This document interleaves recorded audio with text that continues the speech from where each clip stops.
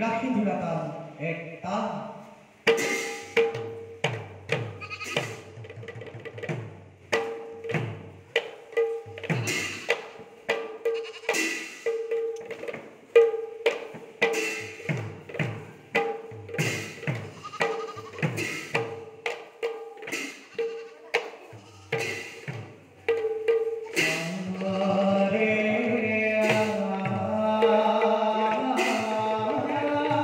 Hey